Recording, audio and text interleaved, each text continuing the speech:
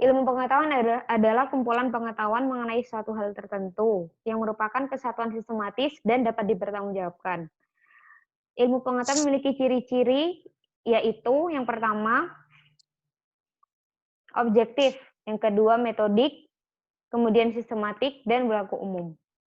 Dengan sifat-sifat tersebut, 4 sifat tersebut, maka orang yang berkecimpung atau selalu berhubungan dengan pengetahuan akan terbimbing sedemikian hingga padanya terkembangkan satu sikap yang disebut sikap ilmiah. Jadi singkatnya sikap ilmiah adalah suatu sikap yang akan dimiliki oleh seseorang yang orang tersebut berkecimpung atau berhubungan dengan pengetahuan.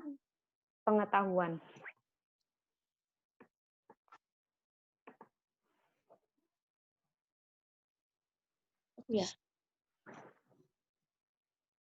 Fungsi ilmu alamiah bagi manusia. Adapun fungsi ilmu alamiah dasar, yakni memberi wawasan kepada tentang konsep-konsep alam agar dapat peka. 2. Dapat bertanggung jawab terhadap berbagai masalah alam di dalam masyarakat sebagai agen of change atau agen perubahan, serta peka terhadap masalah-masalah alam yang ada di sekitarnya. 3. Adanya sikap apresiasi IPA dan teknologi serta dapat mendorong. 4. Mengembangkan kemanfaatan ilmu alamiah dasar atau basic natural science pada perkembangan diri, ilmu, dan profesi. 5. Meningkatkan pola hidup manusia di muka bumi.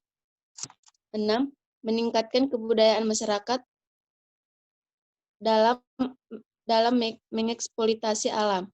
7. Meningkatkan kemandirian manusia dalam bertahap hidup. 8. Memelihara kelangsungan reproduksi alam. 9. Mewaspadai gejala alam yang akan menimbulkan petaka bagi manusia. 10. Memelihara dirinya dari berbagai ancaman penyakit. 11. Mampu beradaptasi dengan kondisi alam yang berubah-ubah. 12. Sarana pengabdian kepada Tuhan.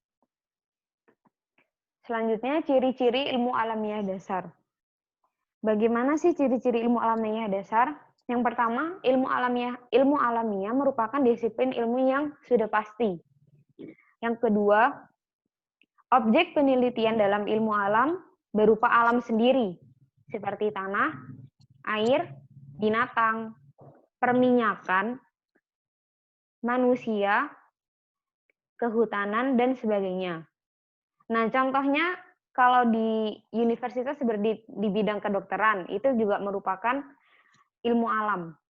Nah, kemudian ilmu alam ini dapat diuji secara laboratorium dan eksperimental. Jadi dia bisa dieksperimenkan dan dapat diuji lab. Jadi kita bisa melihat hasilnya dapat melihat hasil uji lab tersebut. Kemudian ilmu alam ini bersifat objektif. Nah, objek dari ilmu alam itu yaitu alam sendiri. Objek yang diteliti itu, yaitu ilmu alam itu semakin berkembang. Kemudian ilmu alam ini dia bersifat rasional, matematis, dan teknologis. Hakikat ilmu pengetahuan alam bagi manusia. Hakikat ilmu pengetahuan alam semata-mata tidaklah pada dimensi pengetahuan saja, akan tetapi ilmu pengetahuan alam juga memiliki tujuan, yaitu sesuai dengan Peraturan Menteri Pendidikan Nasional Nomor 22 Tahun 2006.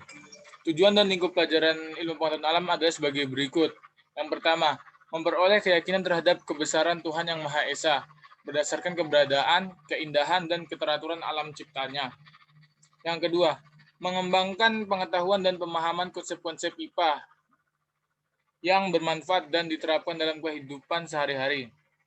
Yang ketiga, mengembangkan rasa ingin tahu, sikap positif, dan kesadaran tentang adanya hubungan yang saling mempengaruhi antara ilmu pengetahuan alam, lingkungan, dengan teknologi, beserta masyarakat. Yang keempat, mengembangkan keterampilan proses untuk menyelidiki alam sekitar, memecahkan masalah, dan membuat keputusan. Kemudian yang kelima, meningkatkan kesadaran untuk berperan, serta dalam memelihara, menjaga, dan melestarikan lingkungan alam. Yang keenam, meningkatkan kesadaran untuk menghargai alam dan segala keteraturannya sebagai salah satu ciptaan Tuhan. Yang ketujuh dan yang terakhir, memperoleh bekal pengetahuan konsep dan keterampilan ilmu pengetahuan alam sebagai dasar untuk melanjutkan pendidikan ke SMP atau MTS. Mungkin itu saja presentasi dari kelompok kami.